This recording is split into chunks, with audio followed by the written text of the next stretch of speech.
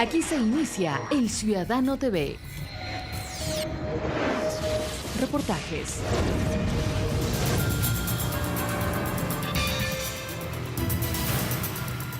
Noticias. Entrevistas. El Ciudadano TV es la imagen del gobierno de la Revolución Ciudadana.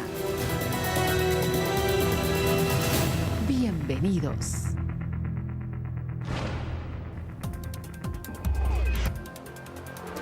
¿Qué tal, amigos y amigas? ¿Cómo están? Bienvenidos al Ciudadano TV. Qué gusto que estén en nuestra sintonía en un nuevo domingo. Gracias por abrirnos las puertas de sus hogares. Esta es la revista oficial del Gobierno de la Revolución Ciudadana. Iniciamos.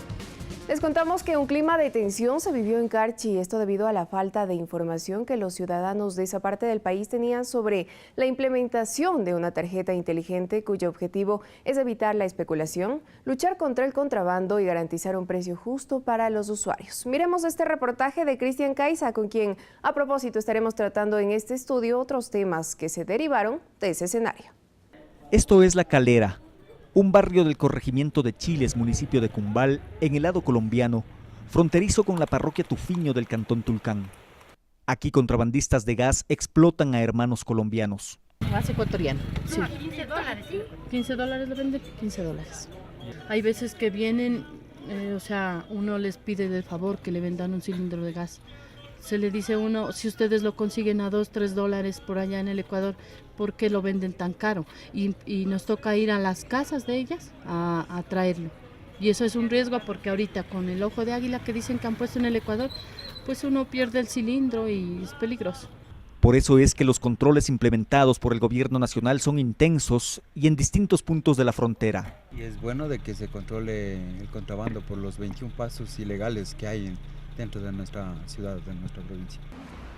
Pero el principal sistema implementado por el gobierno nacional para mejorar la distribución de gas de uso doméstico y evitar la especulación y el contrabando del producto por la frontera norte es a través de la tarjeta inteligente, un sistema que inició en Tufiño y Urbina el 5 de febrero de este año y que ha dado resultados positivos. La verdad, sí hay más control por medio de la tarjeta, porque usted si compra hacia, por decir, como había antes los almacenes aquí, entonces no había control, pero por medio de la tarjeta sí parece que hay más control. Es perfecto lo que estamos nosotros utilizando la tarjeta. Sí, es perfecto. Con este sistema, que en Tulcán inició el 28 de mayo, la entrega del producto se da en base al número de miembros del hogar. Así, las familias de la ciudad de Tulcán, integradas por 1, 2 y 3 miembros, recibirán aproximadamente 2 cilindros de gas cada mes. Si existe una familia con 4, 5, 6 y 7 integrantes, el cupo asignado es de 4 cilindros de gas cada mes. En el caso de las familias que tienen 8, 9 y 10 integrantes, el cupo es de 6 cilindros por mes. Una buena medida, porque me parece que eso debe ser, consumir lo que es nuestro pueblo, ¿no? Porque eso es subsidiado por el gobierno. Pues me parece claro, diría yo al hermano de Colombia, bueno, venga y compre su cilindro, pero no al negociante, ¿no? Que somos hermandades, diría. También hay gente que es pobre, también necesita de este gas doméstico, ¿no? Es una medida reconocida por los carchenses, así como la atención brindada por el gobierno nacional en otras áreas. Obras del gobierno, bien, casitas a los pobres, que no tenían casitas, les dieron, están viviendo en las casitas, están agradecidos de parte del gobierno central. Carretera también, la Tulcán-Tufiño, también está en buenas condiciones. Una carretera ya de primera. Esto, al contrario de lo que sucede con el prefecto René Yandún, a quien en Tufiño, por ejemplo, no le reconocen obra alguna. ¿Del prefecto René Yandún han recibido atención? No, nada. Situación diferente a la atención del gobierno nacional, que con obras y medidas como la de la tarjeta inteligente, beneficia a la frontera norte del país. Con imágenes de Ángel Zulca y Eduardo Santillán, Cristian Caiza, El Ciudadano. Y es que los hechos que se produjeron en los últimos días en esa provincia respondieron a la presión de grupos de contrabandistas que se resisten a dejar un negocio que ha perjudicado al Estado y a los propios carchenses, quienes tenían dificultad para abastecerse de GLP porque el combustible fugaba a Colombia. Un consejo de seguridad presidido por el ministro Homero Arellano se reunió en esa provincia para analizar la situación. Escuchemos algunas de sus conclusiones. El día de hoy hemos venido con una unidad prototipo de la Policía Nacional, que son las nuevas unidades móviles, ¿no?, que contribuyen el trabajo de las unidades de policía comunitaria, pero estas unidades son unidades inteligentes, son unidades que tienen capacidad de videovigilancia. El GLP no va a subir de precio, el GLP va a continuarse distribuyendo adecuadamente para las familias de este importante sector de la patria. El precio de 1.60 no va a variar, pero van a tener beneficios adicionales. Y para aquellos que quieren directamente comprarlo en las bodegas, el ministro ha anunciado que son 22 bodegas que estarán al servicio de la ciudadanía y 17 unidades de transporte para la distribución del gas. De manera que hemos verificado también que habrá el suficiente abastecimiento del GLP para los habitantes de este sector de la patria. Nosotros ratificamos nuestro apoyo total a nuestra gobernadora María Elena Villarreal aquí en Tulcán y en el Carchi. Y a propósito, Wilson Pastor, ministro de Recursos Naturales No Renovables, participó en el espacio Diálogo Abierto del Sistema de Información Oficiales Ciudadano, en el que aseguró que no existirá desabastecimiento de gas en Tulcán. Asimismo, la eliminación del contrabando con las medidas implementadas en esa provincia. Hacemos una pausa. Al volver, les presentaremos más detalles de esta entrevista. Ya regresamos.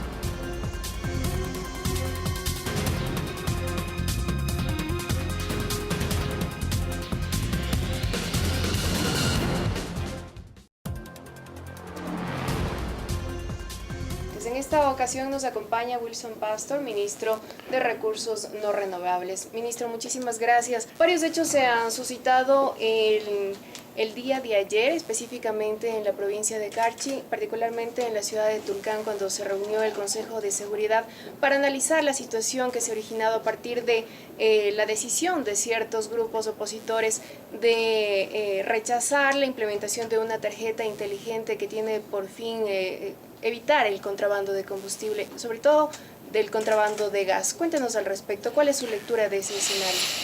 La distribución de gas en la provincia del Carchi tiene antecedentes. Desde el 2008 se estableció el plan Mi Gas con Dignidad y se lo hizo a través de cajeros automáticos con tarjetas magnéticas que le entregaban un ticket. Y luego usted iba al distribuidor y este validaba mediante mensaje de celular SMS el cupo. Lamentablemente este sistema tuvo varias fallas. En primer lugar, que se dañaban los cajeros automáticos, que no había cobertura suficiente de celulares y se formó un mercado negro de tickets, no lográndose a 100% el objetivo, pero sí mejoró la distribución de gas.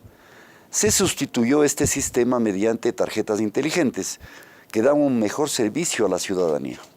En primer lugar, el ciudadano con esta tarjeta inteligente se acerca a la bodega directamente y recibe el gas a $1.6 por cilindro. Y por otro lado, se han puesto 22 vehículos para que vayan a distribuir en todos los barrios de Tulcán, de manera que la gente no se desplace, no haga colas enormes en las bodegas y en los tickets de los bancomáticos. Lamentablemente se cometieron dos errores que no justifican lo que está pasando. El primero es que no se difundió anticipadamente el método y no se proveyó de información oportuna a la ciudadanía. Y el segundo es que la forma de determinación del consumo de gas por familia fue un poco complicada. El sistema es bastante simple. Aquella familia que tiene entre 1 y 3 miembros y que tiene cocina y calefón, es decir, para la comida y para calentar agua, reciben 2 cilindros por mes, que va rotando en el mes para que satisfagan sus necesidades. Aquella familia tipo, que es de 4 miembros o más, 4 y medio, es la típica en Tulcán, reciben 4 cilindros por mes, que pueden renovar cada 15 días aproximadamente. Y aquellos que tienen más de 5 miembros o 6 miembros reciben hasta 6 cilindros que rotan 3 cada 15, cada 10 días. Se simplificó el sistema y ahora ya se está haciendo una campaña de divulgación que comprende radio, televisión local y puerta a puerta con los miembros de la Agencia de Regulación y Control y con grupos de veeduría ciudadana que vean que el sistema está llevado adecuadamente. ¿Qué cree usted que hay detrás de todas estas movilizaciones, manifestaciones de grupos opositores que se niegan a la implementación de esta tarjeta inteligente? Efectivamente, aprovechando de estos pequeños errores que ha habido al inicio, falta de información oportuna y la complicación que se puso en el sistema, se han aprovechado quienes reciben el golpe en el bolsillo. Las redes de contrabandistas de gas, y usted cuando ve en las manifestaciones las fotos, están bien conocidos dirigentes o jefes de redes de contrabandistas. Están los del MPD también, opuestos al gobierno, y aquellos partidos o representantes de partidos que están contra el gobierno. Están aprovechándose de la situación, pero el objetivo es que la ciudadanía tenga un gas seguro para su comida y para el calentamiento de agua, que no se vea estafado por los distribuidores o que no recibe el gas como era anteriormente, de manera de garantizar una oportuna y eficaz entrega del gas. ¿Cuáles son los intereses que se están viendo afectados? ¿Por qué esta oposición? Bueno, hay oposición al gobierno, hay oposición a las autoridades de la provincia, no hay que negar. Y este asunto del gas ha sido aprovechado para acerbar en la población cierta confusión. Pero como estamos con esta campaña de difusión masiva a través de los medios y del puerta a puerta, esperamos que la población nos apoye y comprenda que es en beneficio exclusivamente de ellos que estamos haciendo esto. A través de esta implementación se puede explicar la oposición que también ha tenido la gobernadora en la provincia del Carchi, quien recordemos también ha sido víctima de amenazas incluso de muerte. Sí, efectivamente la gobernadora, que es una persona muy eficiente, muy clara, definida en lo que quiere la ciudadanía, ha sido objeto objeto contrario de estos intereses que no tienen otro objetivo que crear un clima de confusión, de animadversión a las autoridades, al gobierno, tratando de dar la vuelta a un objetivo absolutamente ético, absolutamente justo por parte del gobierno. Quisiéramos cambiar de tema, señor ministro. El precio del petróleo sigue su tendencia a la baja. ¿Qué significa esto para el gobierno ecuatoriano? ¿Cómo solventar esa ausencia de recursos para cumplir con los planes de inversión para este año? ¿Complica el escenario económico para el país? Bueno, sí complica, pero veamos en la dimensión que puede complicar. Durante el presente año, en los 6 meses que han transcurrido prácticamente, el Estado ha tenido un precio superior a $100 por barril, 102. Mientras que el presupuesto estaba fijado para el presupuesto en $79 por barril. Hoy día, coincidentalmente, el precio del petróleo está aproximadamente en el mismo nivel. El petróleo ecuatoriano se vende hoy día en $83. Estamos ya cerca del presupuesto. ¿Qué decir en el próximo semestre? Probablemente el precio se moverá alrededor de $80. Para este año, pienso yo, no va a haber mayor problema para el Estado en cuanto a satisfacer las necesidades de inversión, de gasto, previstas en el presupuesto y en los planes de inversión. Para los próximos años, el próximo año especialmente, que no le vemos un panorama muy claro, los diagnósticos nuestros son que se mantenga el precio actual, por lo menos un tiempo, el próximo año, hasta ver cómo evoluciona la economía europea que está en recesión en conjunto, que Estados Unidos tiene un crecimiento lento como Japón y que China e India también han desacelerado el crecimiento. Pero veamos las medidas que va a tomar, por un lado, la Comunidad Económica Europea a fines de este mes. Existe el embargo de petróleo que se va a hacer efectivo con mayor estrictez a partir del 1 de julio, y veamos la reacción de la OPEP, a la cual yo participé y en la cual los miembros se comprometieron a mantener el techo de producción en 30 millones de barriles por día. Hoy estamos con 31.6 millones, 1.600.000 sobre la demanda. y esperemos que en los próximos meses y semanas vayamos viendo que la OPEP cumple el techo de producción y esto mejora las condiciones de precio en el mercado. Precisamente, ¿cómo la decisión de la OPEP de respetar las cuotas asignadas a la exportación de crudo favorece el panorama nacional? Bueno, cuando usted tiene un exceso de oferta de 1.600.000 barriles por día, cuando usted ve que los stocks o los inventarios han crecido enormemente en Estados Unidos y en Europa, bueno, en Europa menos, pero en Estados Unidos sobre todo, que China está llenándose de inventarios de crudo, usted ve que hay una sobreoferta.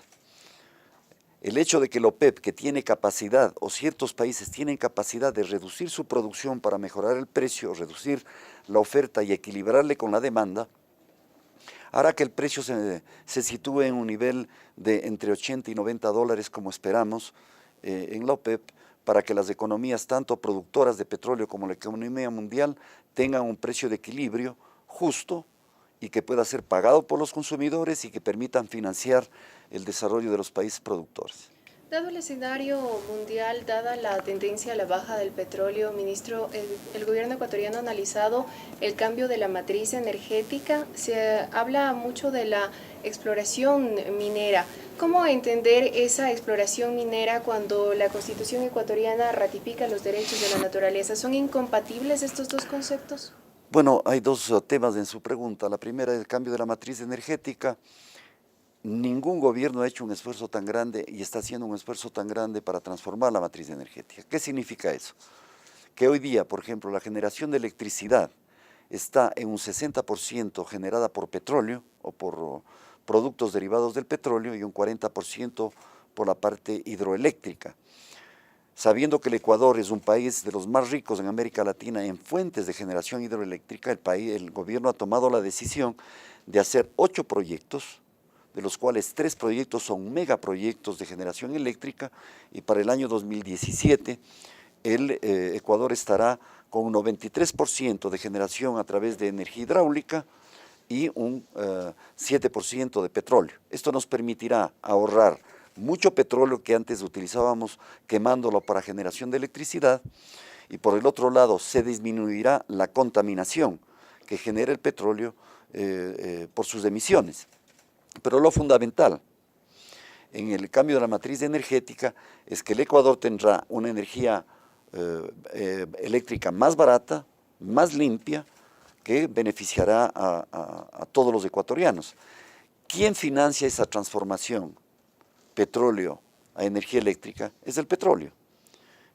Los ingresos petroleros, la renta petrolera, que hoy significa el 80% de lo que generan los contratos, son los recursos que van para la inversión, para pagar la inversión en hidroeléctricas. De manera que no hay mejor transformación o lo que llaman sembrar el petróleo, que aquella de pasar recursos renovables, no renovables, a recursos reproductibles, renovables, como la generación de electricidad con generación hidráulica. Y su segundo tema, mire, la Constitución no solo que lo permite, la producción de la extracción de minerales, sino que lo regula estrictamente. Tenemos que hacer siempre una consulta previa, se tiene que cumplir con las normas ambientales del derecho de la naturaleza, y solamente así podemos llevar adelante la explotación minera. Esto lo hemos hecho y vamos intensificando esas condiciones constitucionales en los nuevos proyectos. ¿Cuál es su mensaje entonces para aquellas organizaciones ecologistas que se oponen a este tipo de proyectos?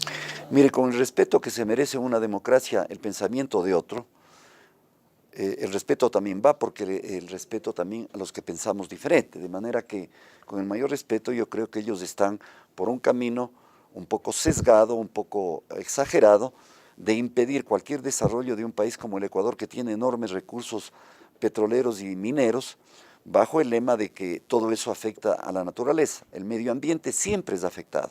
Cuando hace usted una carretera, cuando explota una cantera, como vemos acá en el norte de Quito, o cuando la frontera agrícola avanza en ciertos lugares de la Amazonía ecuatoriana, o cuando la mayor contaminación del agua en el Ecuador es generada por las alcantarillas de las ciudades que no tienen sistemas de purificación. En la parte minera y petrolera, los mecanismos de control son mucho más exigentes y realmente creemos que aquellos que se oponen más tienen, sea un criterio muy absolutista de lo bueno y lo malo, de lo que se debe hacer o no, otros que lo han utilizado como herramienta política contra el gobierno. Pero el gobierno no puede dejar de hacer lo que tiene que hacer en beneficio del país. Son recursos que hay que aprovecharlos como lo hace todo país en el mundo. Noruega es uno de los países más desarrollados en base a petróleo. Canadá es uno de los más desarrollados a base a minería y a agua dulce, que no es incompatible. De manera que tenemos que centrarnos en un marco de racionalidad, de prudencia, pero sobre todo de apoyo al desarrollo nacional. Ministro, muchísimas gracias por acompañarnos este día. Gracias. Debemos dar a conocer que el gobierno ecuatoriano, precisamente en Río de Janeiro, en la cumbre Río+20, propuso la universalización de los derechos de la naturaleza. Lamentablemente esa propuesta no fue acogida, pero eso da cuenta de la intención del gobierno ecuatoriano con respecto al respeto de los derechos de la madre tierra.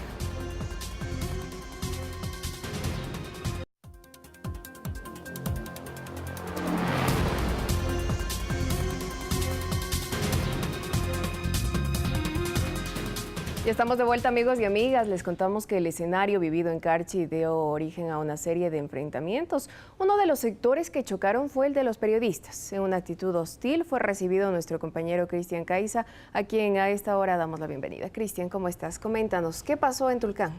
Hola Elena, un saludo a los televidentes. Bueno, vivimos lamentablemente momentos tensos en Tulcán durante la cobertura que se dio sobre los últimos acontecimientos que son de dominio público, lamentablemente por la desinformación que tiene el pueblo de Tulcán y lamentablemente porque actores políticos y periodistas han confundido el tema de informar a la ciudadanía.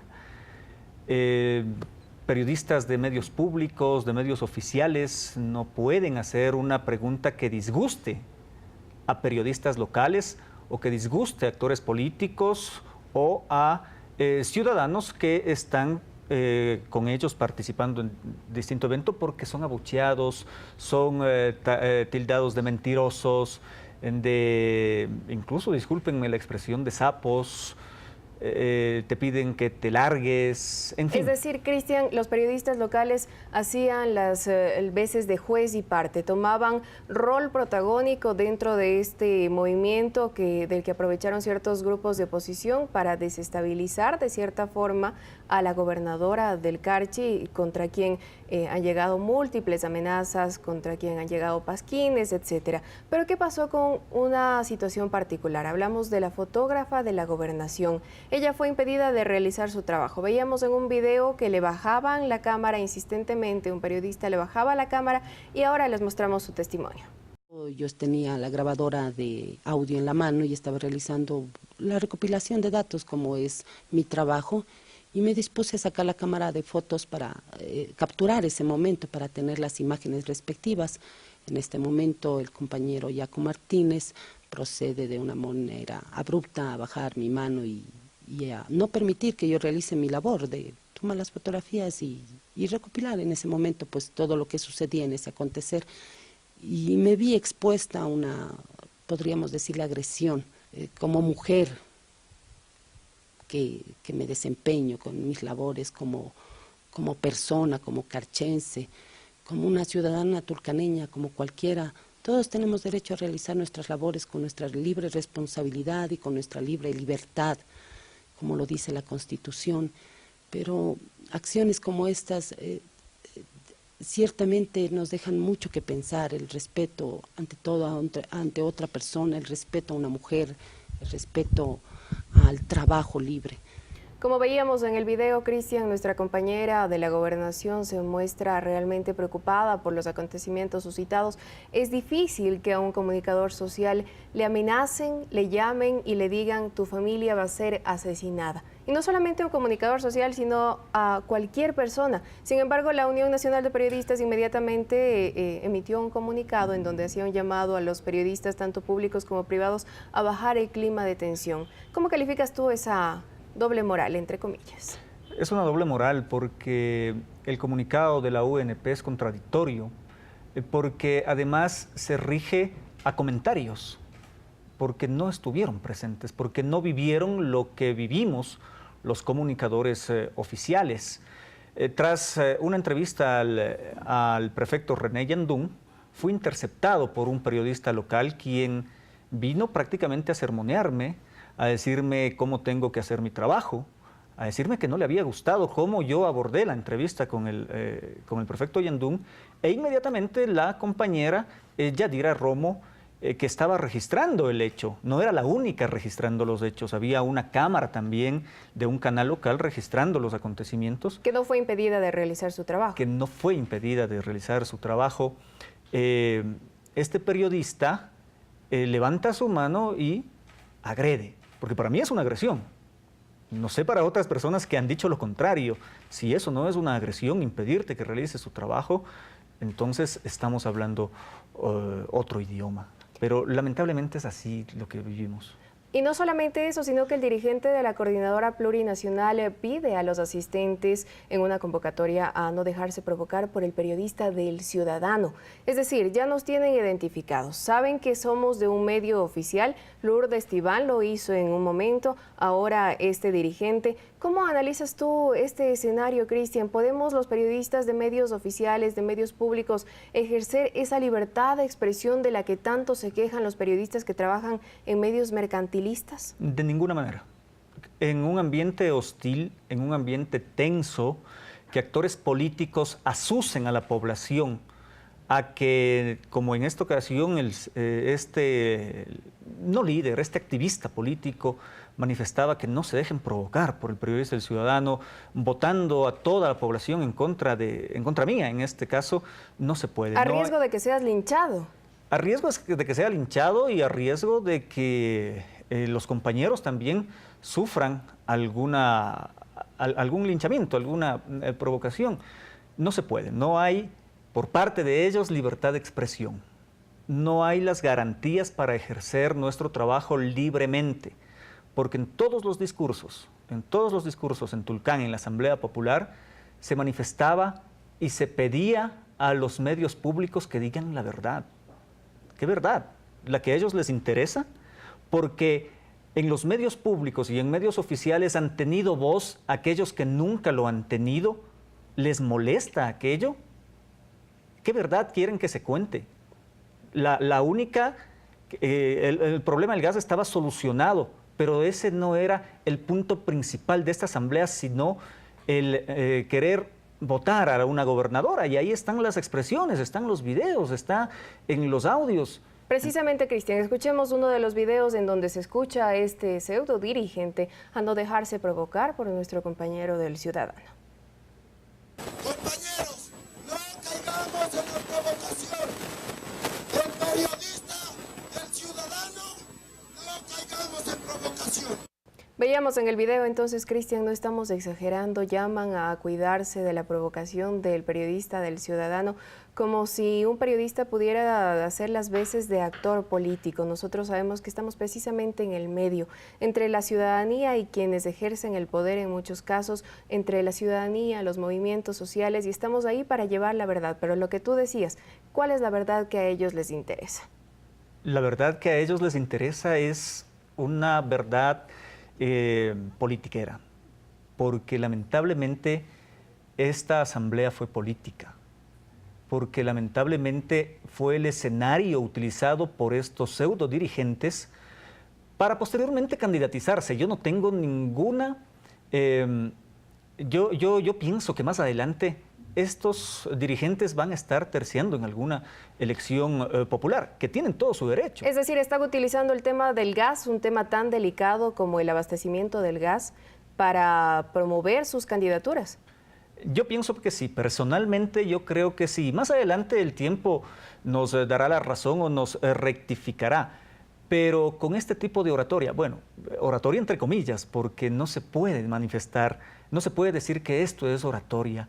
Discursos totalmente sesgados, discursos con odio. Se han quejado muchas veces el prefecto, el alcalde, de que no ha habido apertura de los distintos ministros para que puedan socializar este proyecto, esta tarjeta inteligente que tiene como objetivo precisamente garantizar el abastecimiento del gas, evitar la especulación y también evitar el contrabando.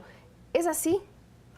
La socialización se ha dado por parte de las autoridades respectivas, se ha comunicado en los barrios, incluso en estos días que estuvimos en Tulcán, fuimos testigos como el director de la ARCH socializaba con varios sectores sociales en uno de los salones de la gobernación. El tema del gas, insisto, está superado. Han podido conversar con el ministro de Recursos No Renovables, Wilson Pastor, quien el viernes anterior los recibió en su despacho a las principales autoridades. Entonces, con esto nos denota y nos da a entender que no fue el problema del gas, el que llevó a estos dirigentes a alzar al pueblo que en un número aproximado de 1000 personas asistieron a esta Asamblea Popular y que lamentablemente escucharon discursos que denotaban todo menos la solución a un problema. Tu conclusión, Cristian, tras esta cobertura difícil, hostil. Bueno, pedir a la ciudadanía que sepa discernir entre quienes les dicen la verdad, quienes les relatan los hechos como son y quienes nada más los utilizan para sus intereses particulares.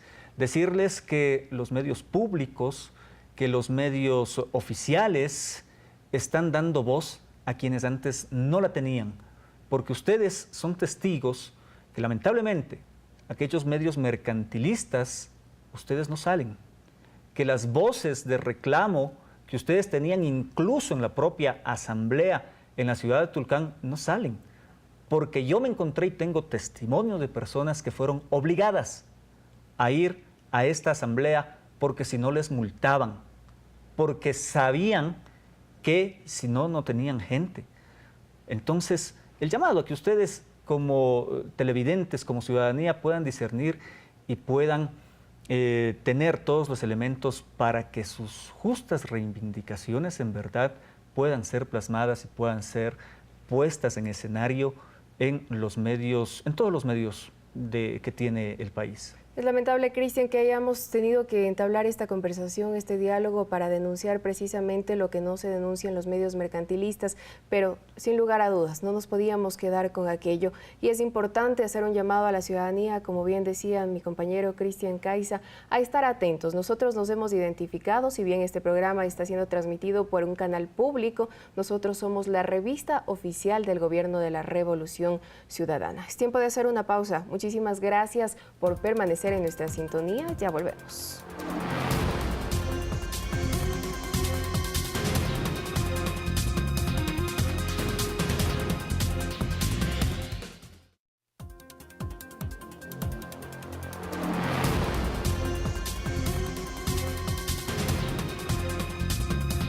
Ya estamos de vuelta, amigos y amigas. Como ustedes saben, Eloy Alfaro Delgado fue líder de la Revolución Liberal y presidente de la República del Ecuador en 2 ocasiones, por su rol central en las batallas de la Revolución y por haber combatido el conservadurismo por casi 30 años, es conocido como el viejo luchador.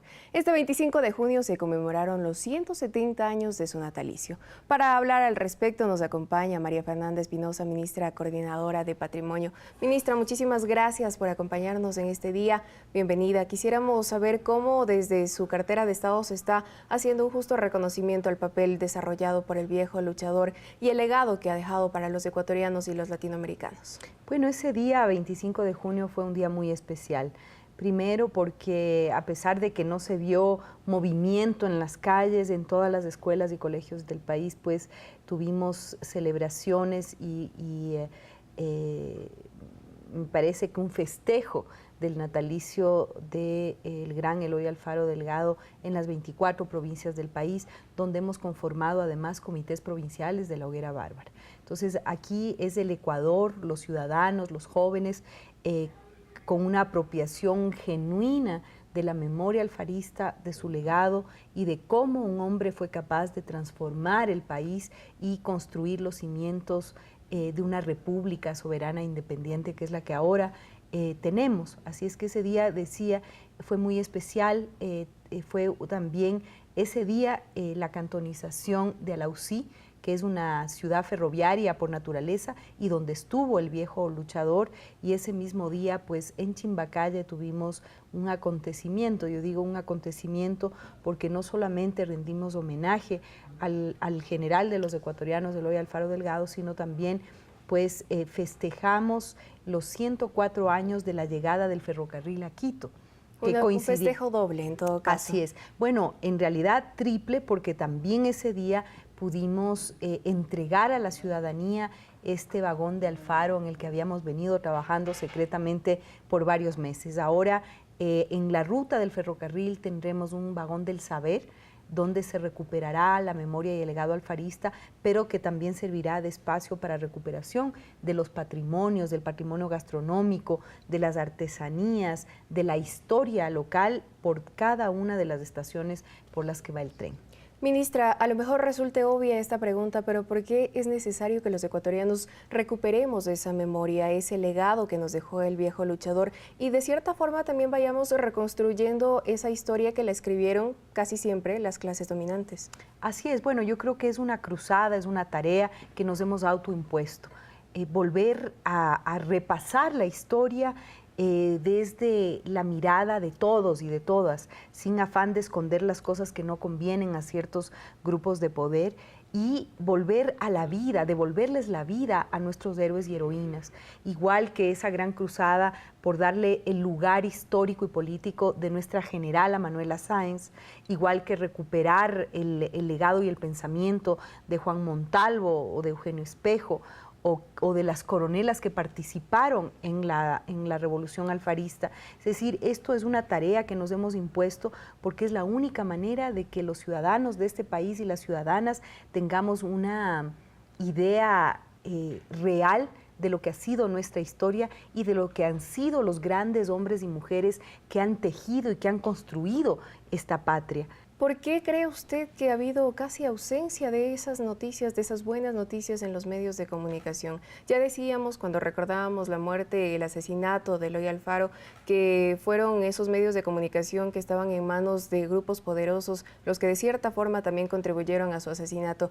Hoy también intentan ocultar ese legado, tratan de destruir esa memoria.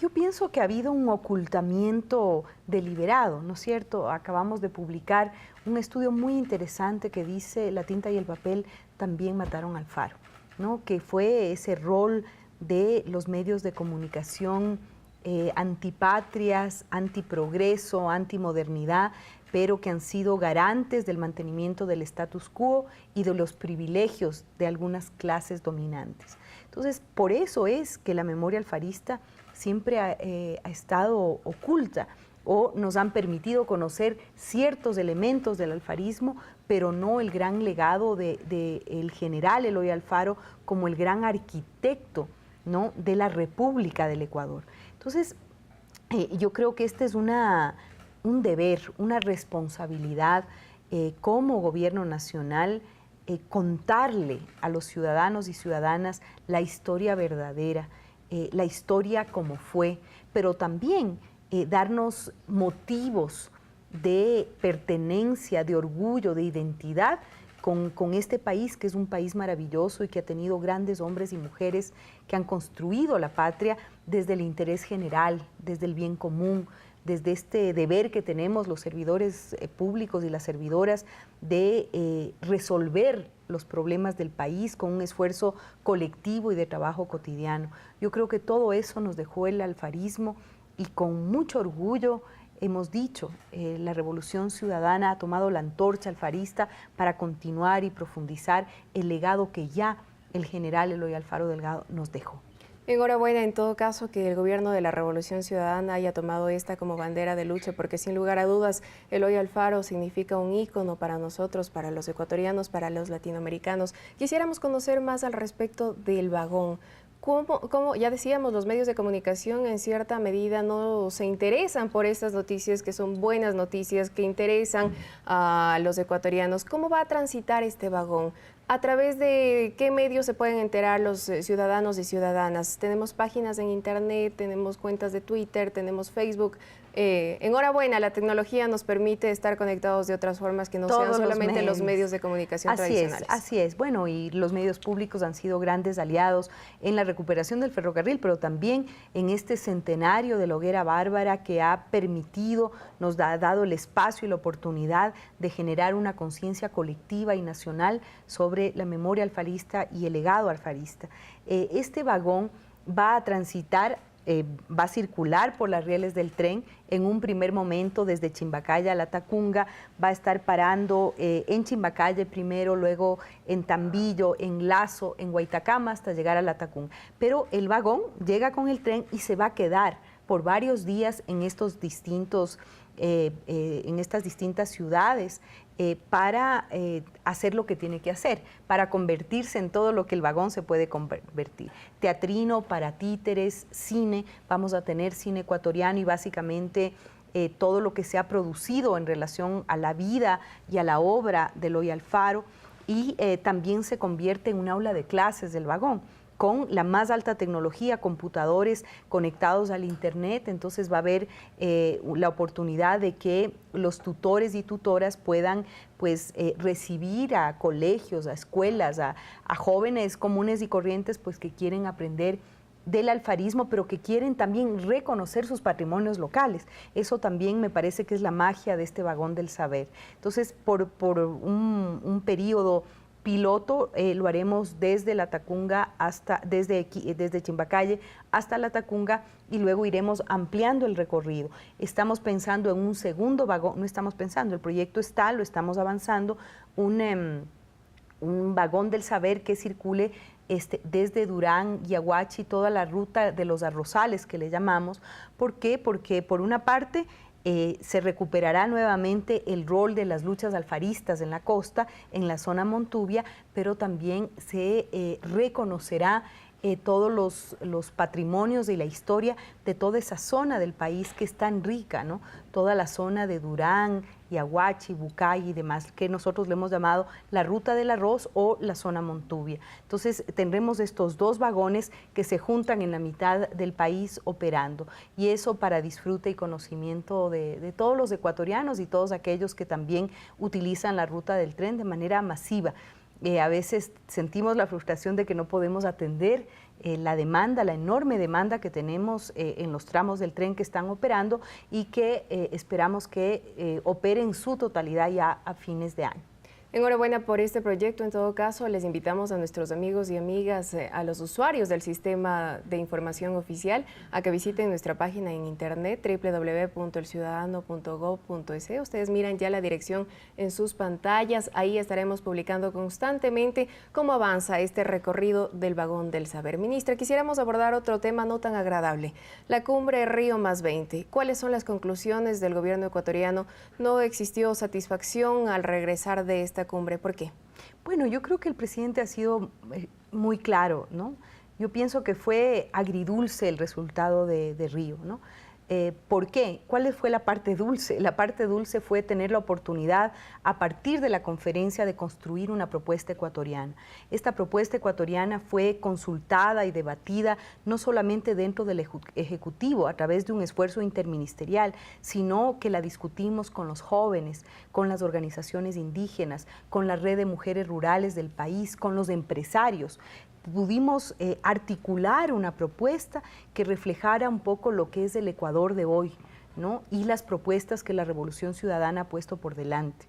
Y de esas 4 propuestas que llevó el Ecuador, casi 3 de las 4 fueron incluidas en el texto final. uno de los más importantes quizá es el reconocimiento de la naturaleza como sujeto de derechos, como establece nuestra Constitución.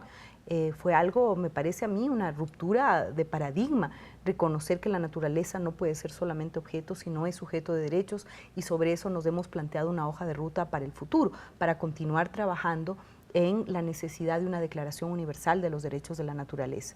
A propósito de la propuesta ecuatoriana, hubo la Cumbre de los Pueblos, que fue la cumbre paralela, ¿no? Hicieron una recolección de firmas y le pudieron entregar al secretario general más de 150,000 firmas apoyando la propuesta de Ecuador. Entonces, desde ese punto de vista, yo creo que ha sido exitoso para el Ecuador. Hemos sido capaces de poner sobre el tapete de discusión las ideas y los aportes ecuatorianos a la necesidad de transformar nuestro modelo de desarrollo, de pensar en nuevas formas de economía y en nuevas formas de relación entre economía, naturaleza y sociedad. Es decir, el Ecuador llevó propuestas de vanguardia que fueron acogidas, que no todas se han traducido en el texto. Dijimos, por ejemplo, el Ecuador llevó con fuerza la idea de que la cultura tiene que ser el cuarto pilar del desarrollo sostenible, que no solamente puede ser lo económico, lo social y lo ambiental, sino el cambio cultural. Si no hay cambio cultural, no podremos combatir la crisis ecológica que vivimos. Esa me parece que fue la parte dulce, la presencia del presidente Correa con una contundencia, con una fuerza, en los eventos que organizamos allá, que eran uno de 50 o 60 en la lista, tanto el evento que se organizó desde la iniciativa Yasuní Teté para promocionar la iniciativa, como este evento más académico, si se quiere, sobre los derechos de la naturaleza y el buen vivir, que yo pienso que las personas que registraron gráficamente vieron que había gente sentada hasta en la puerta, cientos de personas participando. ¿Por qué? Porque el Ecuador tiene una presencia poderosa a nivel internacional en estos circuitos. Precisamente, ministra, en ese escenario el padre Miguel Descoto llamaba a reinventar a la Organización de Naciones Unidas. ¿Usted cree que es necesario construir un nuevo organismo? La UNASUR, por ejemplo, podría reemplazarlo, porque vemos que dentro de la Organización de Naciones Unidas ya no se encuentran resultados, ya no hay consensos. Los países latinoamericanos, como decía el presidente Rafael Correa en su intervención en la cumbre Río +20, no tienen la posibilidad de influir en los países desarrollados, y llamaba precisamente a los indignados del norte para que puedan llevar a cabo las prácticas o las propuestas que vienen desde el sur. ¿Cómo mira usted esta propuesta? Bueno, un grupo de pensadores como Miguel Descoto, como Leonardo Boff, y también con aportes ecuatorianos, se ha construido la idea de una reingeniería del sistema multilateral. Se ha reconocido que el sistema de las Naciones Unidas es, como está hoy, incapaz de responder a las grandes necesidades de la humanidad. La Carta Constitutiva de las Naciones Unidas establece que uno de los roles de la organización es garantizar la paz y seguridad mundiales, y hemos visto lo que ha ocurrido en Siria, lo que ha ocurrido en Libia, este desajuste de la paz y la seguridad, este refugio, la crisis financiera y económica mundial nos ha empujado a la economía de la guerra en lugar de la economía de la paz, y yo creo que el sistema de las Naciones Unidas no ha dado las respuestas con la contundencia necesaria, igual que, por ejemplo, la necesidad de resolver los temas de Medio Oriente y el derecho del pueblo palestino, ¿no? Y ahora el gran tema de la crisis ecológica y de la necesidad de profundizar modelos de desarrollo sostenible para la humanidad. Y ahí lo que se ve es que juegan los intereses de grupo, los intereses corporativos, los intereses de las grandes transnacionales, y no la necesidad de los pobres del mundo, y no la necesidad de los 100 millones de refugiados climáticos, de aquellos niños que mueren de hambre literalmente en varios países del África. El mundo está volviendo a sufrir hambrunas. Eso es inaceptable, porque no es por ausencia o carencia de alimentos, es por la especulación de los alimentos, que son un derecho fundamental de los seres humanos. Entonces, hay un desajuste planetario que requiere una organización multilateral potente, fuerte y que no represente el interés de unos pocos, sino el interés de los 194 estados que conformamos el sistema. Por eso Miguel de Escoto llamó a una reingeniería del sistema de las Naciones Unidas, y eso también lo señaló con claridad el presidente Correa. Los resultados de la cumbre son un reflejo de eso, ¿no? Grandes declaraciones, temas que son interesantes y que recogen incluso las propuestas ecuatorianas, pero en el momento de discutir, por ejemplo, la responsabilidad financiera del norte, que es el principal causante de la crisis ecológica, ¿dónde están esos recursos? Pues no hay. Las obligaciones de transferencia de tecnología, el principio de responsabilidades comunes pero diferenciadas, que está recogido pero no se traduce en temas concretos. Es un documento débil, es un documento sin dientes, como decimos, sin engranaje, que hace unas lindas declaraciones pero luego no concreta medios de implementación. ¿Cómo vamos a hacer realidad? ¿Cómo vamos a traducir en la práctica lo que hemos declarado acá? Y ahí el documento es insuficiente, es débil.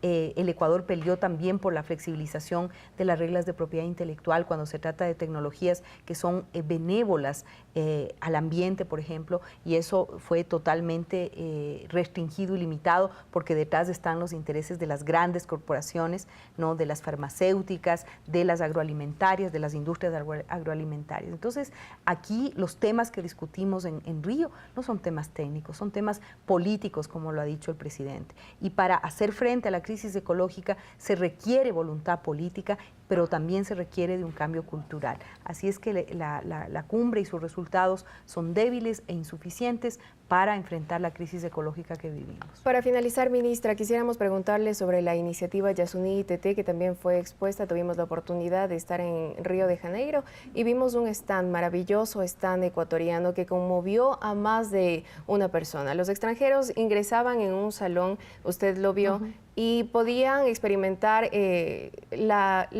lo mágico de la Amazonía ecuatoriana. También sabemos que hubo un aporte importante de un gobierno a esta iniciativa. ¿Cómo mira el mundo esta iniciativa? ¿Como un sueño, como una utopía o como algo realizable? Bueno, yo creo que dentro de esta retórica generalizada a nivel mundial, la iniciativa Yasuní ITT sigue siendo la única propuesta concreta sobre la mesa.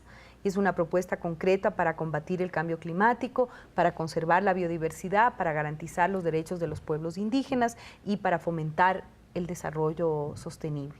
Así es que sigue siendo la única propuesta así firme y concreta sobre la mesa. Por eso el éxito del evento que se organizó allá, por eso este tercer aporte del gobierno regional Valón de Bélgica de 1.2 millones de euros. Por eso ese interés cada vez creciente de otros países en desarrollo que están viendo en el Ecuador y en la iniciativa Yasuní ITT una posibilidad. Países como Nigeria, por ejemplo, como Nepal, como Guatemala, que ya han demostrado interés un poco de replicar el modelo de la iniciativa Yasuní ITT a otros espacios nacionales.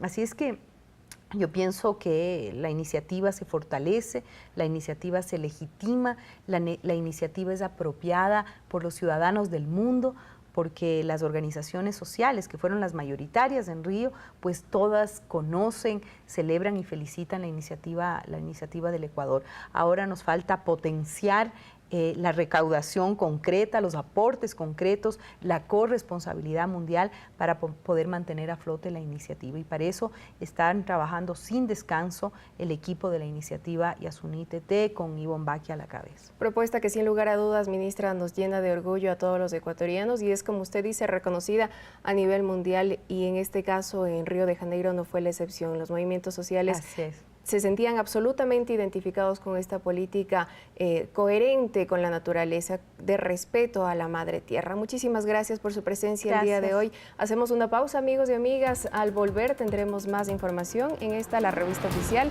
del Gobierno de la Revolución Ciudadana. Ya regresamos.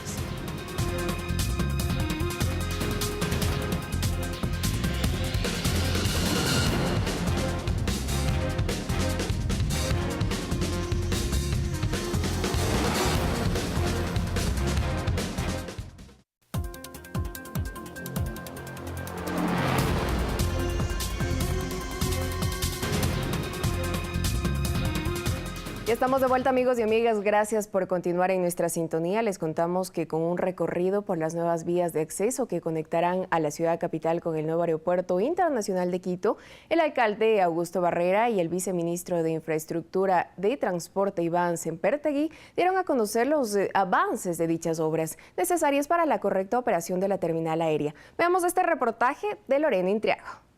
Esta es una de las vías que dará acceso al nuevo aeropuerto de la capital, ubicado en Tababela. El alcalde de Quito, Augusto Barrera, y el viceministro de Infraestructura del Transporte, Iván Sempertegui, recorrieron la obra para garantizar que el trabajo se cumpla en los plazos establecidos. Y determinamos que primero me ponen... Que la inversión en esta vía bordea los 110 millones de dólares para poder tener un acceso digno, uno de los accesos dignos al aeropuerto. Y tenemos una vía de acceso en la cual incluye también un puente de 320 metros de luz. La empresa Panavial, a la que fue adjudicado el contrato, trabaja actualmente en el movimiento de tierras, la planicie del terreno y la construcción de taludes. La mitigación del polvo en la zona es importante para la correcta operación de la terminal aérea, que será inaugurada en octubre próximo. El avance físico a mayo del 2012 es del 21%. Nosotros estamos dando una disposición que hasta el 1 de septiembre se pueden hacer la movilización de maquinaria y todo el tratamiento de escombrera que tenemos. Pero esta no es la única vía. El alcalde explicó que se trabaja en otras rutas de acceso. Estamos trabajando básicamente en 4 vías y en esas vías estamos trabajando con mucha intensidad durante las últimas semanas, que para la apertura de operación del aeropuerto tendremos la interoceánica repotenciada y la E35. Con eso tendríamos en una primera fase vía para carga y vía para pasajeros. En una segunda fase tendríamos esta vía y también toda la ruta viva. En 15 días empezará la construcción de la primera fase de la ruta viva. El alcalde Augusto Barrera viajará la próxima semana a Montevideo, donde a través del CAF obtendrá un crédito para la construcción simultánea de la segunda fase. Hoy en el aeropuerto Mariscal Sucre tenemos 6.000 vehículos. O sea, hoy tenemos un caos ahí. Eso no vamos a tener. Eso va a aflojar mucho el tráfico en la ciudad, sin duda. Entonces lo que vamos a tener es un desplazamiento de eso. Lorena Intriago, El Ciudadano TV. Esta semana la Confederación Nacional de Periodistas otorgó a El Ciudadano la estatuilla Eloy Alfaro como reconocimiento a la labor desempeñada. La distinción la recibió nuestra versión impresa, la que fue calificada como el mejor periódico público social. Mire usted.